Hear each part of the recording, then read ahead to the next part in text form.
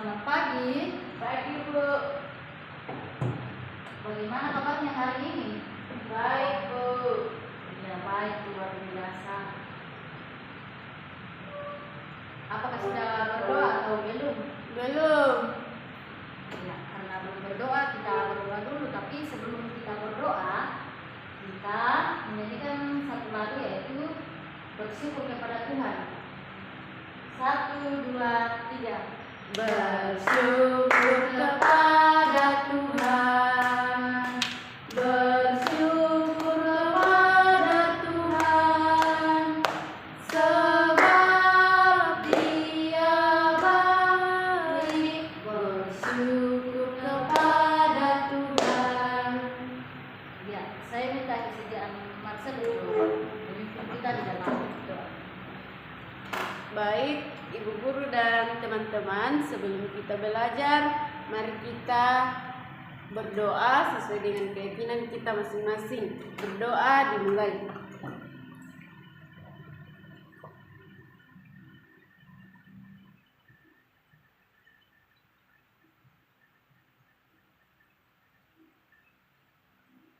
Berdoa selesai. Ya, terima kasih, silakan duduk. Bersama Bu Guru. Saya mau cek kehadiran dulu. Adakah yang tidak hadir pada saat ini? Hadir semua Bu Guru. Hadir semua, tumben hadir semua. Iya Bu. Ya, berikan apresiasi untuk diri sendiri dulu karena hadir semua. Yeay. Ya, itu dipertahankan ya. Iya Bu. Ya, jadi pada pertemuan kali ini kita akan belajar mengenai gaya dan pengaruhnya terhadap benda. Nah, sebelum kita lanjut, tentunya kita memiliki tujuan pembelajaran. Di sini ada tujuan pembelajaran yang akan kita lalui secara bersama-sama. Yang pertama yaitu melalui percobaan tentang pengaruh terhadap gerak benda, peserta didik dapat menganalisis pengaruh gaya terhadap gerak benda dengan tepat. Yang kedua, melalui percobaan tentang pengaruh gaya terhadap gerak benda, peserta didik dapat mempresentasikan hasil percobaan pengaruh gaya terhadap benda dengan mandiri. Nah, itulah tujuan pembelajaran yang kita akan melalui. Seperti yang saya katakan tadi bahwa di sini kita akan belajar mengenai gaya dan pengaruhnya terhadap benda. Adakah yang paham apa itu gaya? Tidak Bu. Tidak ada yang paham apa itu gaya? Iya, tidak ada. Jadi gaya adalah, ya silakan didengarkan baik-baik. Iya Bu. Gaya adalah dorongan atau tarikan yang akan menggerakkan benda bebas. Gaya juga membantu kita dalam kehidupan kita sehari-hari. Contohnya, ketika kita memindahkan suatu benda, kita juga gaya juga bisa membuat benda dia menjadi bergerak. Nah, contohnya tadi ketika ibu masuk di kelas, ibu kan membuka pintu dan menutup pintu. Nah, kayak apa yang terjadi di situ ketika ibu membuka pintu? Mendorong Bu. Mendorong. Ya, silakan ke depan dulu praktekkan seperti apa itu mendorong.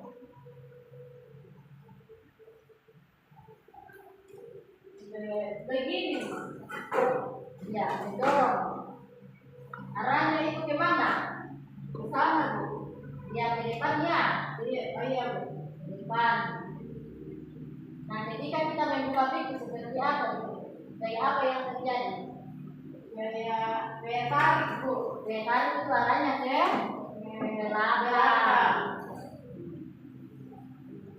Jadi, ya silakan dulu. Jadi seperti yang kita definisikan tadi bahwa gaya adalah tarikan atau dorongan yang diberikan ke benda lain meskipun mendorong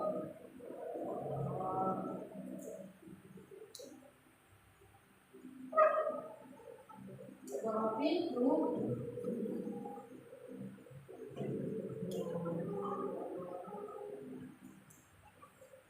Ya, saya ulangi, gaya adalah tarikan atau dorongan yang diberikan ke benda lain meskipun contohnya ketika saya mendorong tembok, apakah tembok ini bergerak atau tidak, atau contohnya berpindah? Tidak, Bu. Tidak, ya. Jadi tentunya kita tidak berpatokan pada bendanya itu berpindah atau tidak, akan tetapi meskipun mendorong tembok itu tidak membuatnya bergerak, tetapi tetap saja dikatakan melakukan gaya. Jadi gaya tidak selalu harus berbuat benda bergerak. Ya, sudah paham ya? Sudah paham apa yang terjadi ketika saya mendorong tembok seperti ini? Bergerak atau tidak? Tidak ya. Jadi kita tidak selalu berpatokan bahwa ketika kita mendorong tembok ini akan dikatakan gaya ketika sudah berpindah atau bergerak. Jadi tidak seperti itu ya. Sudah paham ya? Tidak. Ya, kalau kita mendorong pintu dan membuka pintu, kita mendorong pintu itu menggunakan daya dorong. Daya dorong itu kan berpindah posisinya ya. Ya, sudah paham ya? Sudah.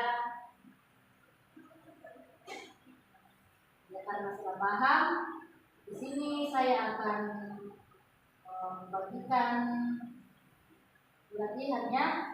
Dikerjakan baik-baik ya. Ya, Bu. Saya akan membagi kelompok menjadi dua kelompok ya.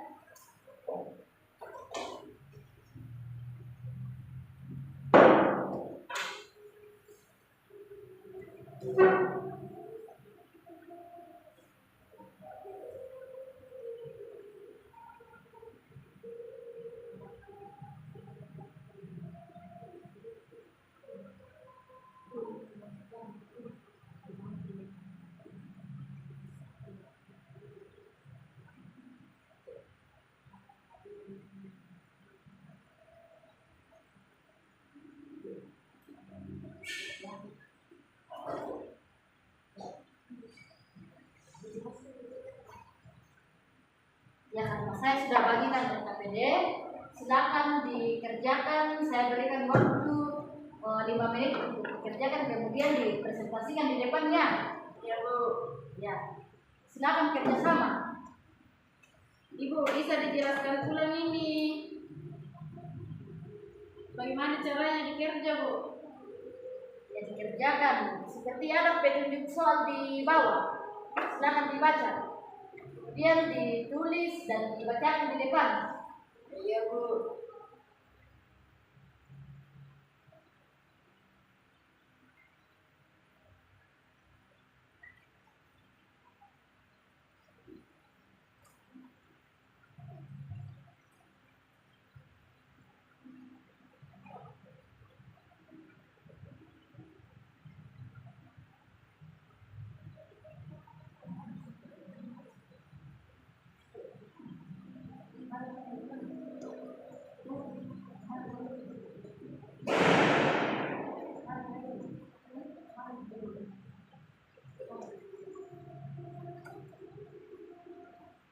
Ya, jadi begini Marcel.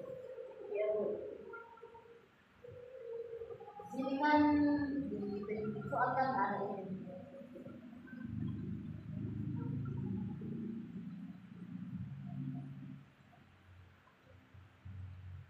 Nah, itu kan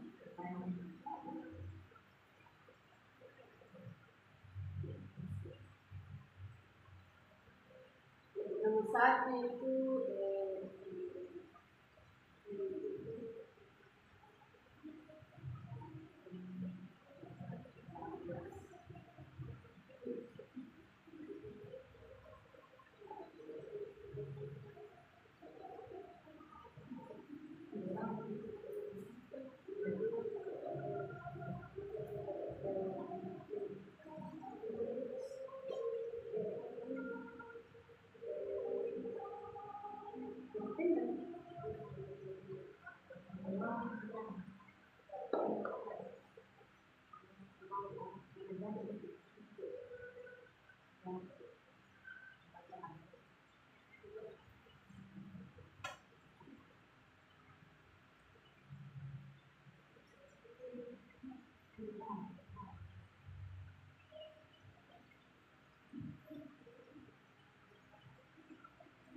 Iya, silakan dikerjakan.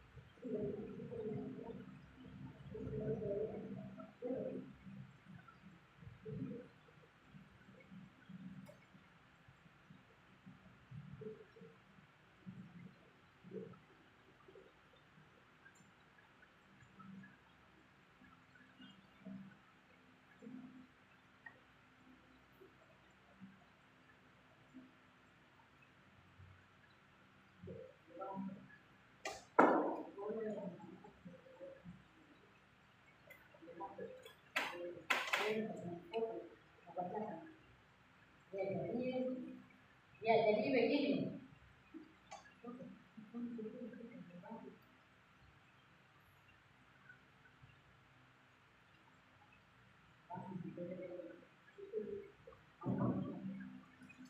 Kasih Bu Guru. Ya, masih ada yang mau bertanya?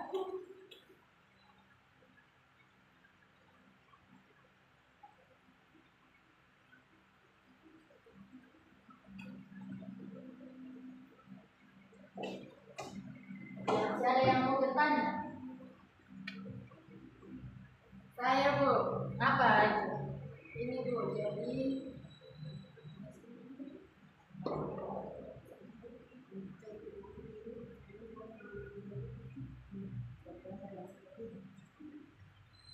Oke. Iya. Kelompok satu silakan dibacakan hasil diskusinya. oke Bu.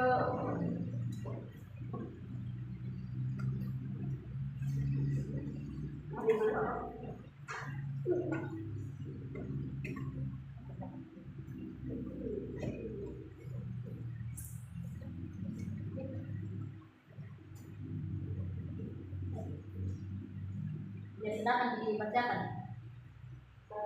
Menurut kelompok kami dari kelompok satu, dari gambar yang kami amati, bola yang mula-mula diam menjadi bergerak akibat ditendang. Pada peristiwa ini, bola dikatakan mengalami perubahan keadaan gerak, yaitu dari diam menjadi bergerak. Yang kedua, dibaca lagi yang kedua Bu. Iya.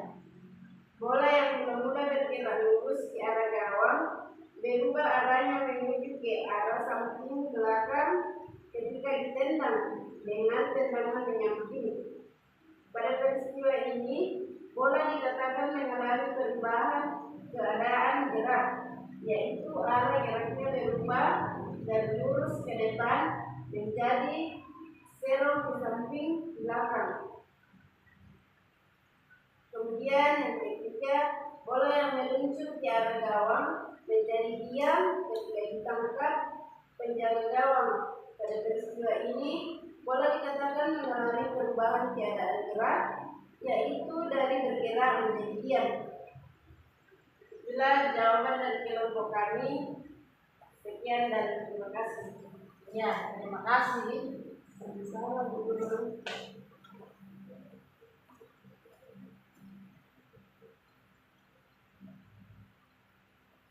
Ya, Jadi peristiwa-peristiwa tersebut merupakan contoh bagaimana keadaan gerak suatu benda mengalami perubahan. Dalam IPA, sesuatu yang menyebabkan benda berubah keadaan geraknya disebut gaya. Seperti tadi yang dibacakan oleh kelompok 1, pada permainan sepak bola, gaya yang dialami bola dapat dihasilkan oleh tendangan kaki, sundulan kepala, tepisan tangan, hanya boleh dilakukan oleh penjaga gawang.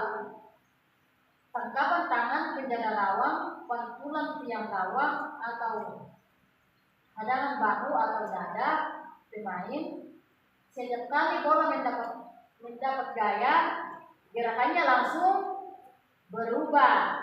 Perubahan itu bisa berubah dan dia menjadi bergerak. Perubahan dari gerak menjadi diam atau perubahan arah gerak bola. Gaya adalah sesuatu yang dapat mengubah keadaan gerak benda. Pada umumnya, gaya merupakan dorongan atau tarikan. Sesungguhnya dorongan dan tarikan hanya berbeda pada arahnya. Dorongan memiliki arah ke depan, sedangkan tarikan memiliki arah ke belakang. Seperti yang sudah dipraktekkan oleh Marcel tadi, bahwa ketika kita mendorong pintu arahnya selalu ke depan, dan ketika kita menarik pintu arahnya selalu ke belakang. Pada beberapa contoh ini, gaya tidak harus berupa dorongan atau tarikan. Gaya juga untuk membelokkan kemudi mobil adalah salah satu contohnya. Jadi meskipun dorongan atau tarikan merupakan gaya, tidak semua gaya berupa tarikan atau dorongan. Jadi sudah selesai ya? Adakah yang tidak paham materi pada saat ini? Ada yang ingin kita tanyakan? Apa itu gaya, Bu?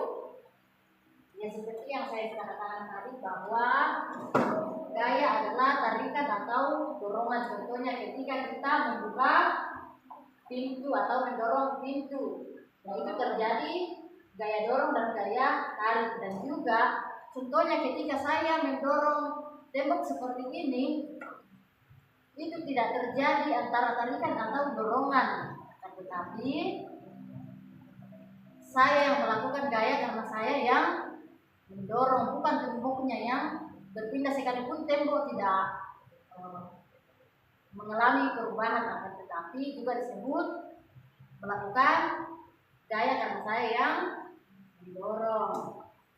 Masih ada pertanyaan? Tidak ada nih, Bu. Ya, karena sudah tidak ada,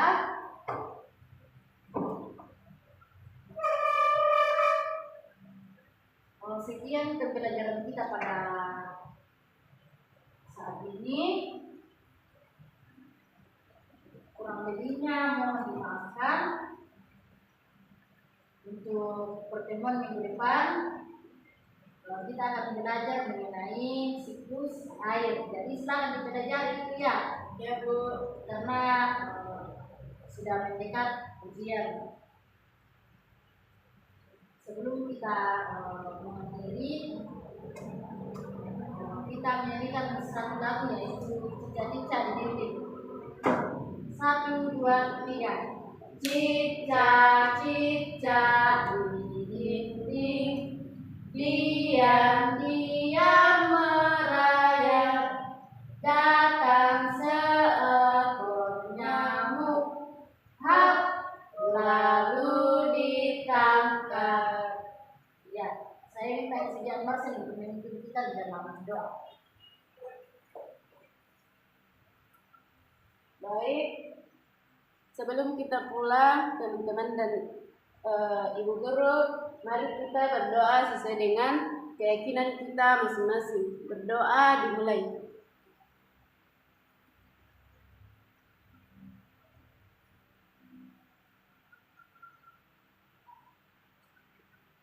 berdoa selesai.